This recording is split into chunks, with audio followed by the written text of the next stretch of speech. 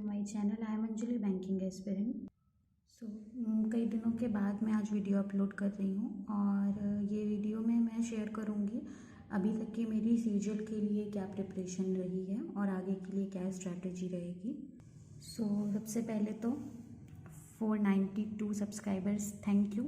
और जिन्होंने भी सब्सक्राइब किया था लास्ट वीडियो में काफ़ी अच्छा रिस्पॉन्स रहा था। सबसे पहले मैंने फ़ोकस किया है उन एरियाज़ को जो मेरे स्ट्रॉन्ग है या फिर जिन पे मैं कम टाइम दे कर के इम्प्रूव कर सकती हूँ। उसमें सबसे पहले मुझे लगा रीजनिंग। रीजनिंग का मैंने कल अपना 22 का मेंस का स्कोर कार्ड उठाया and I got 58 I guess out of 90, जो कि काफ़ी कम था। मैथ्स में मेरे 81 थे और रीजनिंग में 58। रीजनिंग में काफ़ी कम है।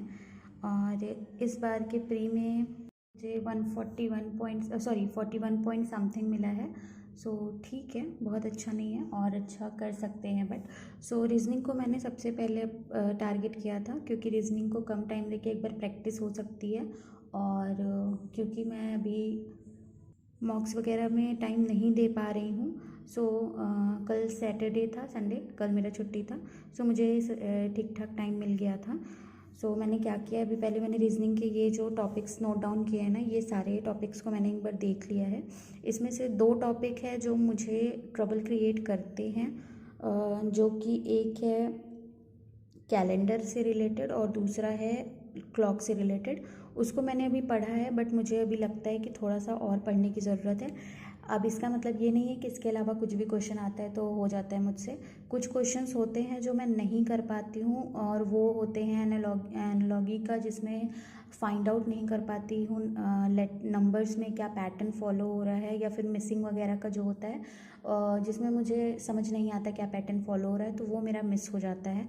अभी उसी पे और प्रैक्टिस करना है। इतना कर लिया इसका मतलब ये नहीं कि अब करेंगे नहीं, बट ये है कि अभी क्विजेज़ वगैरह लगा सकते हैं या फिर मॉक्स देखते हैं, सेक्शनल मॉक्स अगर अटेम्प्ट हो पाए तो। ये रीजनिंग का ओवरऑल मैंने ऐसे टॉपिक नोट डाउन करके ये कर लिया, तो मुझे थोड़ा सा लग रहा है कि हाँ मैंने कुछ कर लिया है। इसके बाद जो मेरा सेकंड रहेगा, मैंने ऑलरेडी शुरू कर दिया है इंग्लिश का। मैंने प्रीवियस ईयर, अभी सबसे पहले मेरा टारगेट यही था कि मैं प्रीवियस ईयर का प्री और मेंस का करूं और पहले उसका अच्छे से रिवीजन कर लूं और पूरे क्वेश्चंस को रिवाइज़ कर लूं, कॉन्सेप्ट्स वगैरह जो भी उसमें हैं वो सारी कवर करने के बाद मॉक्स पे जाऊं। तो अभी मेरा रिवीजन वही चल रहा है। उसके अलावा मैं ऐसे synonyms, antonyms, one word substitution, ये सब को मैं कर रही हूँ। साथ ही साथ रीडिंग का भी थोड़ा मुझे प्रैक्टिस करना है, जो कि मेरा रेगुलर नहीं रह रहा है। अब मैं वो भी ट्राई करूँगी कि मैं बचे हुए टाइम में उसको भी रेगुलर कर लूँ। सेकंड जो मेरा टारगेट रहेगा वो पैरेलली मैथ्स और इंग्लिश का रहेगा। मैथ्स में कुछ टॉपिक्स जो नए ऐड हुए हैं उनके कुछ फॉर्मूले वगैरह हैं, वो सब देखने हैं। वो देखना है। साथ ही साथ मैंने अभी कल गगन सर के 3 मॉक्स थे आई गेस, 3 या 4 जो भी थे वो मैंने लगाए थे। और अभी यही मॉक से ही प्रैक्टिस करेंगे। अगर ऑफलाइन मॉक नहीं दे पाएंगे तो यूट्यूब के जो भी मॉक्स हैं उनसे मैं प्रैक्टिस कर लूँगी, वो मैं कंफर्टेबल रहती हूँ उसमें। और इंग्लिश का भी ऐसे ही करूँगी। अब मेन प्रॉब्लम आती है जीके की। सबसे पहले मैं डिस्कस कर लेती हूँ। 22 में मेरे इंग्लिश में थे 105 आउट ऑफ 135। 30 मार्क्स कम, मतलब 10 क्वेश्चन मेरे रह गए थे, जिसमें से आई थिंक मेरे 7 क्वेश्चंस गलत हुए थे if I am not wrong. तो वो 7 क्वेश्चन में जो गलती हुआ है वो गलती नहीं करना है। उसके लिए ना रीडिंग प्रैक्टिस बहुत ज़रूरी है, जो मुझे लास्ट टाइम पे ये चीज़ फील हुई थी। क्योंकि बैंक एग्ज़ाम्स देते हैं तो उतना फ़र्क नहीं पड़ता उस पर, बट फिर भी पैराजम्पल्स जो आए थे 22 में, जो पैराजम्पल्स आए थे वो थोड़े से अच्छे थे, एसएससी के पैटर्न से हट के थे। मतलब वो मोर ओवर मैं कह सकती हूँ कि वो बैंकिंग से ही रेलिवेंट थे। उसको कर सकते हैं। और इसके अलावा जीके का जो मेरा है अभी, जीके में मैं बहुत कुछ तो नहीं कर सकती हूँ और ना ही मैं इतना एक्सपर्ट हूँ जीके में, ना ही मैं उतना टाइम भी दे पाऊँगी, क्योंकि ऑफिस के साथ ही मुझे करना होगा और ज़्यादा समय मैं सैटरडे संडे ही दे पाऊँगी, वो भी सेकंड और फोर्थ सैटरडे रहेगा। बहुत कम टाइम रहेगा, उसी में मुझे यूटिलाइज़ करना होगा सही तरीके से। फॉर दैट मैंने अभी परमार सर का ही देखा हुआ है, मैं परमार सर से ही गो थ्रू करूँगी। उसके अलावा जो भी अभी 23 और 22 में मेंस हुआ, 23 में मेंस हुआ, CGL और CHSL दोनों का, उसका क्वेश्चन पेपर लगाऊंगी। उसके साथ जो भी 24 का प्री हुआ है उसके 36 सेट्स आई गेस वो हैं। सो ये सारी चीज़ें मैंने अभी कई सारी चीज़ें मैंने कर ली हैं, कुछ कुछ चीज़ें अभी मेरी रह रही हैं, वो मैं करूँगी। इसके बाद मैंने क्या टारगेट सेट किया है इस बार का, वो मैं डिस्कस कर लेती हूँ। तो सबसे पहले मैथ्स और रीजनिंग का 180 में से आई एम थिंकिंग नहीं, मेरा टारगेट है कि 180 में से 170 प्लस ही रखना है इसमें, और बहुत इजीली ये आप अचीव कर सकते हो अगर रीजनिंग में कहीं कुछ फंसता नहीं है तो। और मैथ्स में आई गेस प्रैक्टिस अगर आपने सारे टाइप की कर ली, प्रीवियस ईयर सब कुछ कर लिया, तो कुछ भी फंसेगा नहीं मैथ्स में। और हाँ, इस बार का प्री में जैसे 3 क्वेश्चन आए थे मेरे, जो कि थोड़े से मेरी शिफ्ट में पहला दिन पहली शिफ्ट थी, तो उसमें 3 या 4 क्वेश्चन मैंने आई थिंक छोड़े थे, और वो सारे कैलकुलेटिव थे। उसमें से 3 कैलकुलेटिव थे, एक ईजी था जिसमें शायद मैंने कुछ गलत पढ़ लिया था, उस वजह से नहीं सॉल्व हो पाया था। सो ये रहेगा। देन इंग्लिश का 135 में से I am targeting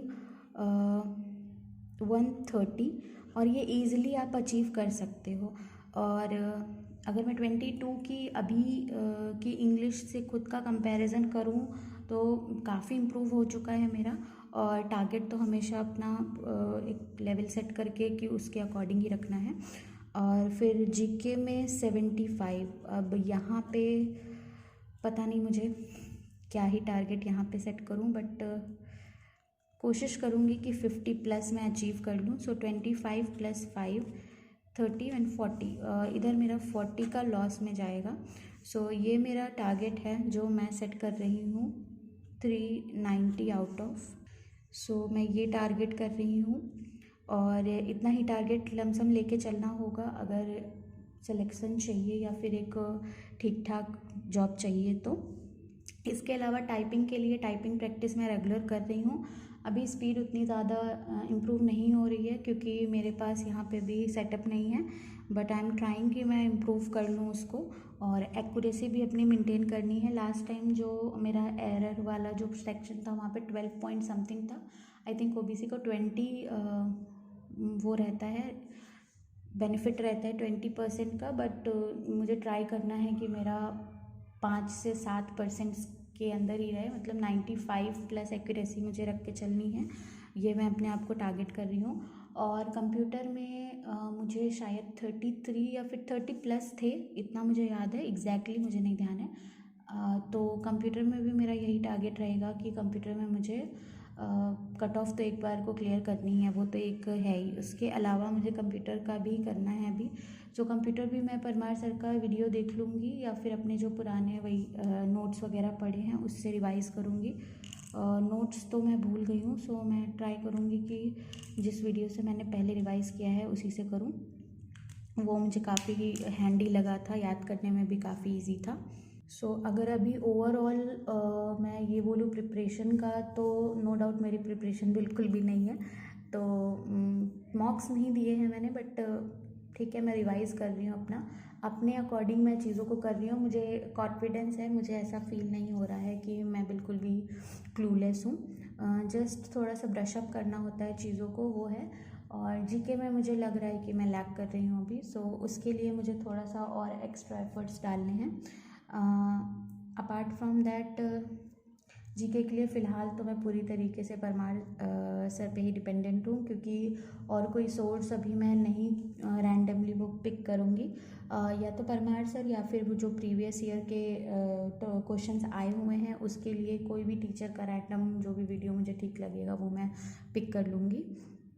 so this is all about SSC CGL का अभी जो प्रिपरेशन मेंस तक का मैंने किया है और मैं करूँगी आगे के लिए। इसके अलावा आई am waiting for my results of RRB clerk, जो कि 1 जनवरी को आएगा, और बिल्कुल क्लूलेस है क्या होगा क्या नहीं। Hope for the best, but जो भी होगा अच्छा ही होगा। दूसरा, also I am waiting for IBPS PO mains का रिज़ल्ट, जो कि मुझे लगता है कि हो जाना चाहिए। बट लेट्स सी 15 जनवरी तक उसका आने का है। सो वही सीजल के अराउंड ही आएगा। सो दिस इज़ इट, अभी तक का यही है। एंड ऑल्सो 2 चीज़ें हैं, 2 नोटिफिकेशन SBI क्लर्क का, जिसमें एक डिसेंट वैकेंसी आई हुई है। जो लोग सीजल और बैंकिंग और सीजल साथ में कर रहे हैं वो तो करते ही हैं, बट अभी बहुत सारे लोग सीजल से बैंकिंग की तरफ शिफ्ट होंगे, तो हमारे लिए एक कंपटीशन बढ़ जाएगा, क्योंकि जो सीजल में प्रिपरेशन कर रहे हैं वो काफ़ी टाइम से, तो उनका भी काफ़ी अच्छा हो गया होगा, और बैंकिंग में आएंगे तो वो एक कंपटीशन का रहेगा। SBI PO ने इस बार काफ़ी अमेज़ किया है, क्योंकि बहुत कम वैकेंसीज़ के साथ आया है, बट ठीक है, अभी PO की ज़रूरत कम है ऐसा नहीं बोल सकते हैं। उनका डिपार्टमेंटल, जब मैं SBI अप्रेंटिस थी तो वहाँ पे भी देखा था, डिपार्टमेंटल प्रमोशंस के लिए बहुत लोगों ने आगे अपना नाम दिया था, और उससे आइडिया लग गया था। आप अगर RBO में हो तो एक आइडिया आपको लग जाता है। बहुत सारी चीज़ें वहाँ पे जो वर्क कल्चर देखने को मिला था SBI का, और जो सारी चीज़ें थी स्टाफ का सब कुछ, तो उससे काफ़ी कुछ चीज़ें सीखने को मिली थी, काफ़ी कुछ चीज़ों का आइडिया लग गया था वहाँ पे। सो वहाँ पे कहीं ना कहीं ये तो पता था कि इस बार प्रमोशंस बहुत ज़्यादा लोग ले रहे हैं और प्रमोट होंगे। अगर तो जो प्रमोट होके आगे जाएंगे तो ऑब्वियस सी बात है फिर वो PO को नहीं उतना वो करेंगे। और इसके पहले भी शायद ऐसा कुछ चीज़ें हो रहा है कि PO की वैकेंसीज़ को अब कम करेंगे, और धीरे धीरे एक सर्टेन टाइम के बाद वो बंद ही कर देंगे, क्योंकि कुछ ऐसा है कि डायरेक्ट स्केल 1 को इतना अच्छा सैलरी पैकेज और उतना वर्क का आइडिया नहीं होता है, तो ये सारी चीज़ें भी अभी सुनने में आई थी। सो ये एक चीज़ है मे बी, और इसी वजह से वैकेंसीज़ कम हो रही हैं, और आगे हो सकता है नेक्स्ट ईयर वापस से उनका जो भी है 2000 वाला उसी पे जाएं, बट अभी तक का तो यही है। सो जल्दी से जॉब ले लो, अदरवाइज़ हो सकता है 2-3 सालों में PO की वैकेंसी आए ही नहीं, या फिर ऐसी आए RBI ग्रेड B के जैसी। तो this is it for today. Thanks for watching my video. If you like my video, then please do like my video and share my video, subscribe to my channel, and best wishes for your upcoming results.